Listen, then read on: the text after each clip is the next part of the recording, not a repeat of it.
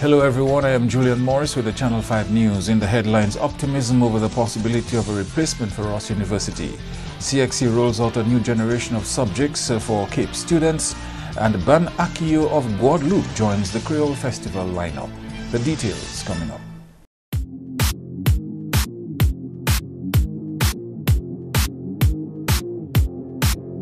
When persons with TB sneeze or cough, healthy persons nearby breathe in the droplets and the bacteria can lodge in their lungs. People with weakened immune systems such as HIV/AIDS, alcohol and drug users, smokers, children, and the elderly are most susceptible.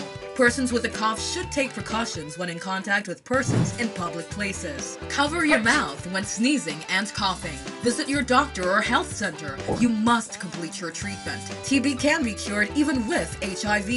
Be responsible. Help stop the spread of TB and HIV. Protect yourself and others.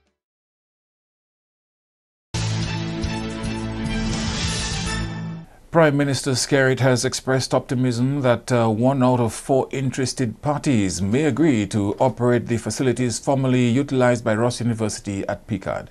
The Prime Minister says some of these interested parties have already submitted proposals to government for setting up an educational institution here, which will offer more than just medical studies. One of the first interested parties visiting us next week to engage the government, engage the landlords to ascertain for themselves the various aspects and various conditions that will satisfy them. So we're very excited about this, and I believe later in the month a different team will come in to also do a tour of the island, a tour of the campus. As you know, the campus belongs to the state, the property belongs to the state, and the state is in a position to dispose of it however it wishes. So we're keeping our fingers crossed. We have not signed off any agreements yet, but we're very optimistic that we would be able to conclude on one of these 4 interested parties who we have been in touch with for the last several weeks. So once that team comes in next week, we will engage the public and apprise them on how it went. A task force led by Dr. Grell has been appointed to engage the interested parties. Also on the task force, Dr. Donald Peters, property owners of Portsmouth, public officers and the representatives of the Ministry of Health. Organizers of this year's World Creole Music Festival have introduced yet another band to the already packed cadre of artists performing at this year's festival. Festival promoter for the WCMF, Leroy Waddick-Charles, says a band from the French island of Guadeloupe will also be making an appearance at this year's festival. Charles says the addition of Ban Akio now bumps up the number of music genres at the festival to 10. One of the very important aspects of the World Creole Music Festival is to showcase the traditional aspects in its splendor. From day one, from year one in 1997, we have tried to showcase all the various genres of Creole music at our disposal.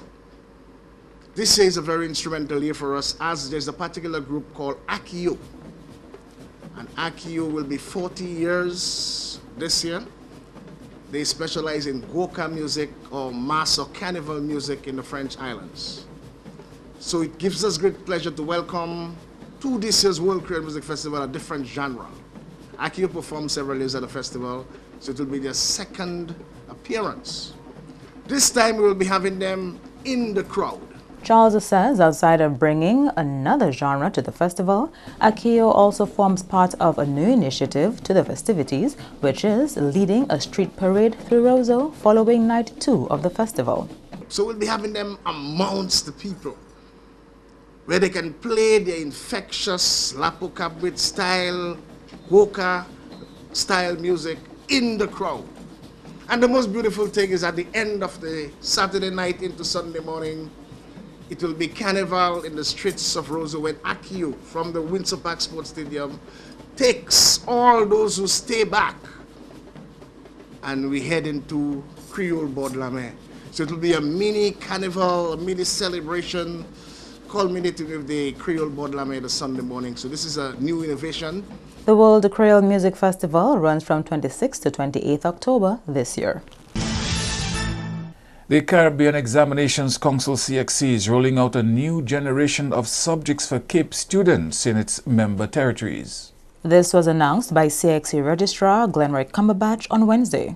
Mr. Cumberbatch is currently in Dominica conducting a series of consultations with education officials. He says 3 new subjects are being introduced to help students become good citizens and contribute to the economic development of their countries. Cape Agricultural Science is one of them, where it encourages persons to take a raw product that is produced in Dominica, and how do I refine that product to move it through all of its stages to give a complete good at the end of it. For many years we have sent our products overseas, or bananas or sugar, and we brought back refined sugar, we brought back banana chips and those kind of things. How do we take something now that belongs to us and make it into a finished product that can be used in the home directly, or that person visiting our country will want to buy? Cumberbatch says another of the subjects being offered will allow students to work from home using different forms of technology. We also offer animation and game design. Animation and game design is a very interesting activity. It teaches students how to do animation, how to develop games, and it gives them an opportunity that they can work from their home, on their computer, on their iPad, in making these wonderful creations that are steeped in Dominican culture, which is the culture that they know, but selling it to the world. And do not think about games as only things that you play. The game technology is also used to train persons in dangerous professions.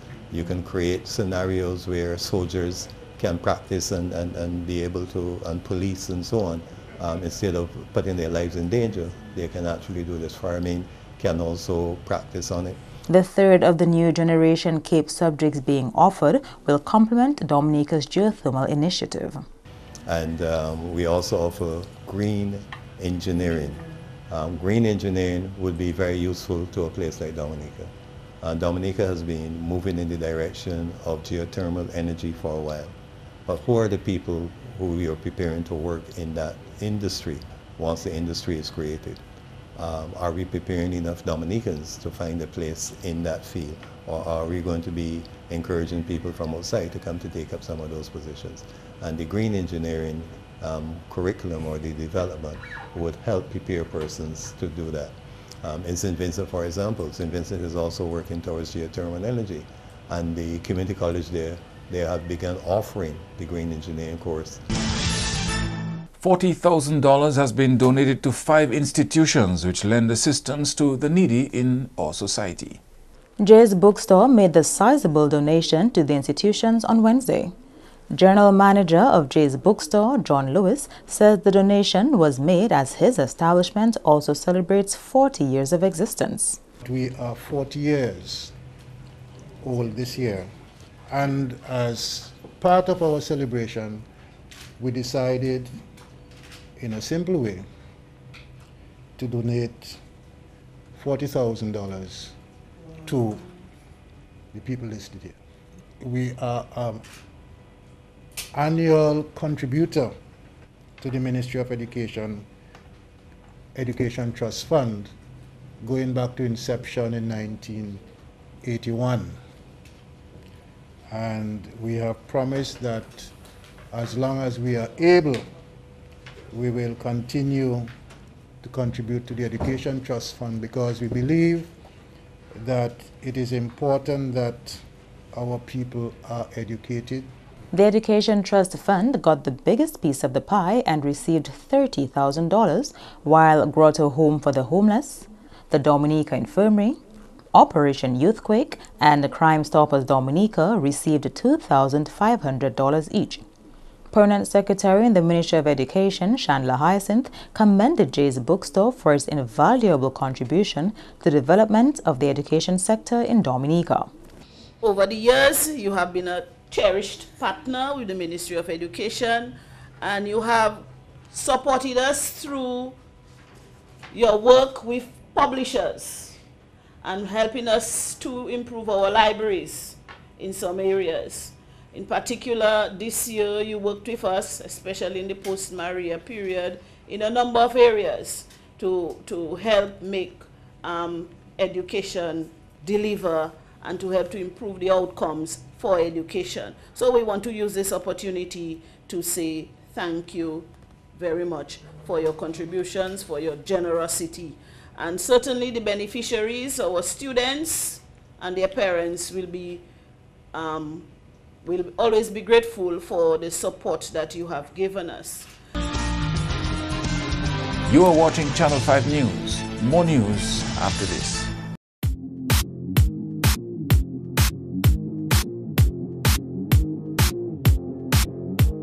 M&J Covering is the producer of designed galvanized and galvalume in Dominica. They design to your specifications, color and length, 4 styles of galvanized and galvalume pre-painted roofing sheets as requested, and supply all your galvalume accessories. M&J Covering helps you control spending and reduce waste. At M&J Covering, they are also equipped to build your roof to precise standards anywhere on island. So come to M&J Covering at 1 Mile in Portsmouth or call 445-5001 275-5003 today.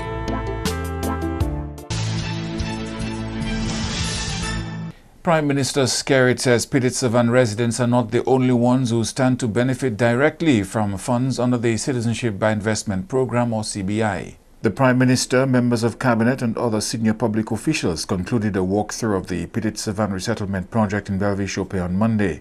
The Prime Minister says while the original idea was to accommodate Pitt-Savan residents displaced by Tropical Storm Erica, provision is also being made for people from Pishley and other neighboring areas who need housing. The massive project of 341 housing units was hampered by Hurricane Maria, placing developers several months behind as far as completion is concerned. It means, therefore, that every citizen of our country will continue to benefit directly from the proceeds of the CBI funds. It is completely financed by the CBI funds, utilizing the funds for the greater good of the country. And I've said we have close to $200 million set aside from the CBI funds for the airport. Everybody's home in Dominica. Everybody's home in Dominica. Everybody in Dominica who got assistance from the government to fix their home after the hurricane, every single $1 came from the CBI funds. All of our students studying overseas are getting their education, especially post-Maria, from the CBI funds. The small business support, the infrastructure of the country, you know, all of the Bailey bridges you've seen constructed, all of the concrete roads we're constructing, funds from the CBI. So when people are asking, where my money, where my CBI money? These are the things. So when you watch up and you see a roof, call it CBI roof. You know, when you're driving across the Bailey bridges, that's CBI roof, CBI bridges. And many Dominicans who will call will have one of those homes, not only in Belleville-Chopin, but the rest of the country. This is CBI funds. A critical component of the new settlement in Belleville-Chopin will be the stimulation of a viable business sector. We have a massive structure, which is a commercial plaza, and the whole idea is to encourage entrepreneurship, small business enterprises in an organized fashion, in a decent building with all the necessary amenities to carry out those responsibilities. So a barber shop, a hair salon, a little restaurant, a little bar, a little grocery, you know, a little place for lotto and all these things. You can get all the services there. And also a farmer's market, because we recognize that Belleville-Chopin, Pishley area, are farming communities. And when you look at this, you will have about more than 1,500 people, new people, who will be resident in Belleville-Chopin. So that's a major market. And people from time to time will require their agricultural produce, their vegetables, you know, some meat to buy and so forth. So you have opportunity to make some money in this community. Residents will be able to move in as early as November once electricity is installed.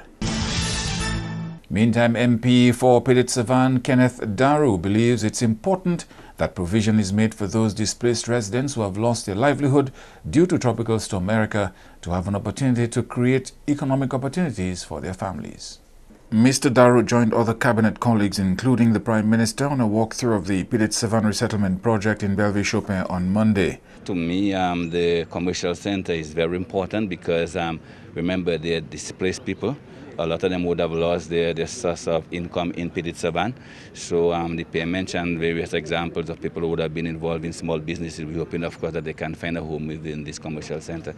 As I said, you're looking at a very satisfied member of parliament for the Pilit-Savan. It has been, I'd say, stressful 3 years. Of course, going through all the issues, the concerns, having been displaced, and the rent issues sometimes, displacement allowance issues sometimes.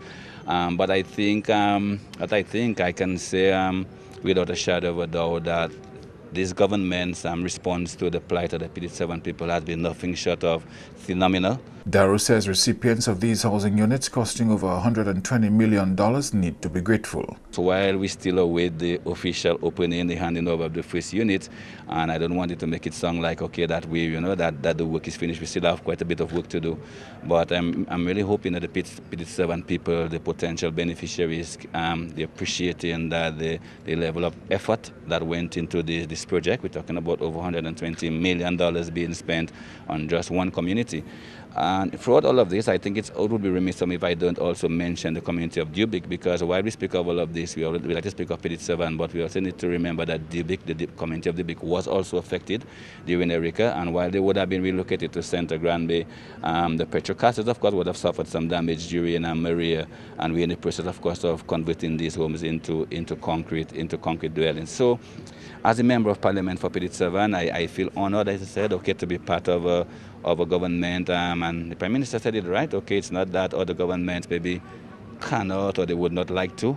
I think it's because of the humane nature of this administration that we have always been on the side of the marginalized, the less fortunate, and in the case of the Pilit-Savan people, people who would have had a life in Pilit-Savan, some of them comfortable lives, okay, but found themselves the victims of climate change, of modern nature. And I'm really, as I said, honored to be part of an administration that would have looked after its citizens in such, I said, a phenomenal way. Darrow says he's looking forward to the handing over of the first set of keys in the coming weeks. And District Nurse Maria Moise of Pilit-Savan, now based in Belleville-Chopin, took the tour of the new community along with cabinet officials this week. It was clear from her comments that she was impressed with the new settlement, which she and many other displaced Pilit-Savan people will soon be able to call home. I am excited. I must say this is a wonderful project, and I want to thank the Almighty God for all what He has done for us. And then the government of Dominica. I know they have been taking care of us from day one, from Erika. Not only these wonderful buildings, but they have taken care of us, to support us, to look after us, to make sure that we are safe. So I just want to thank the government of Dominica.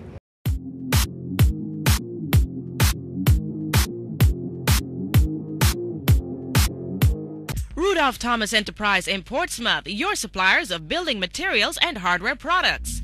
Over 20 years experience in the business. Rudolph Thomas has lumber and plywood, galvanized and fence pipe. Check out Rudolph Thomas for ceramic and vinyl floor and wall tiles, nails, nuts and bolts, paint and painting supplies. And check out their line of electrical and hand tools. Go now to Rudolph Thomas on 1240 Bay Street in Portsmouth.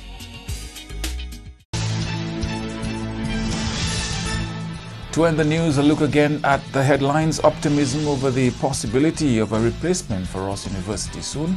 CXC rolls out a new generation of subjects for Cape students. And Ban Akio of Guadeloupe joins the lineup for this year's World Creole Music Festival. Feel free to contact us at news@mapping2k4.com. You can access our past newscasts on our YouTube channel. On behalf of the production team, I am Julian Morris. Thank you for watching. Join us tomorrow.